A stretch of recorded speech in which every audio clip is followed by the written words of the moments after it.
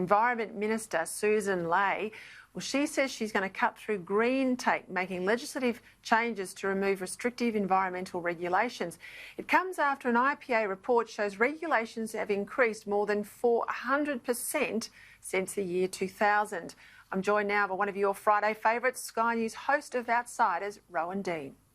Well, this is overdue and, should have happened yesterday. Absolutely, but let's hope it really does happen. But first of all, can I just say what a great interview with Sir Peta Cosgrove, and what a great bloke, what a legend. Well done, Peter. Sussan Ley has said the right thing in one sentence, and then in the following sentence she says the completely wrong thing by coming out with comments such as, oh, no, we're still going to have really strict environmental standards. We're going to get rid of the green tape, but we're going to absolutely make sure we maintain, what we all agree are our environmental standards. These two things are mutually exclusive. They're the complete opposite of each other. Green tape has sucked out some $65 billion out of our economy and looks set to suck out a lot more in the years ahead. The single biggest piece of green tape, and unless they repeal this, they're not serious. Seriously, they're not serious, Peter, and that is the Paris Agreement. The Paris Agreement is set to siphon not millions, not billions probably, possibly $500 billion, who knows, out of the economy in the decades ahead, and that has to go. They cannot be seriously talking about making environmental measures, relaxing environmental measures to help the environment unless they scrap the Paris Agreement, which they have tied us to, which demands that we reduce our energy, therefore our economic output, by up to 28%. In other words, slashes a third out of our potential economic growth. So scrap that. That's the first thing.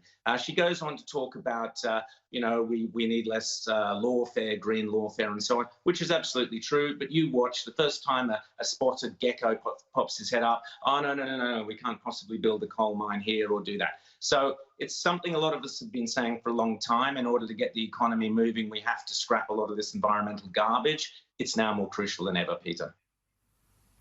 I want to ask you, there's been a lot of debate about the tracing app. The government still hasn't got the app out there, despite telling us that it's coming, we need it, and you can download it shortly. It's still not available.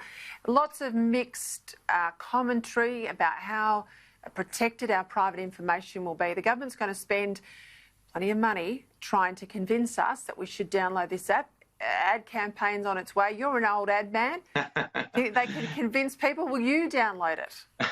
Well, let me say this, Peter. I don't wish to do any advertising folk out of a good quid, because everybody deserves to make a buck at the time.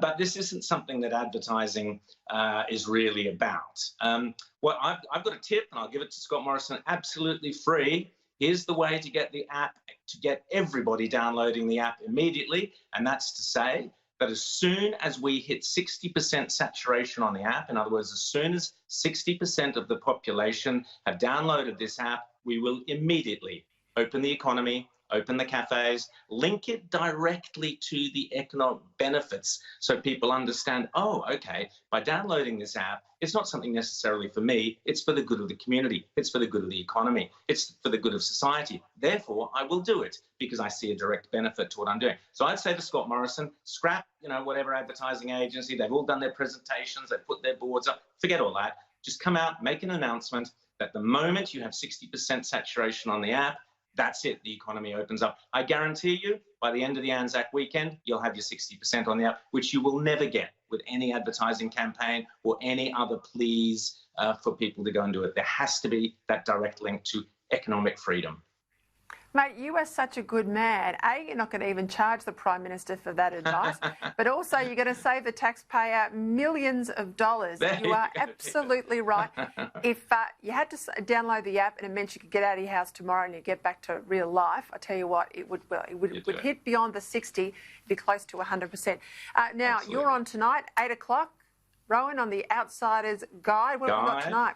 We've got a big surprise. I can't say too much, but it's going to be a great conversation, great debates and discussion with Rita and James. It'll be terrific. And Peter, just tiny little bit of a heads up for tomorrow morning.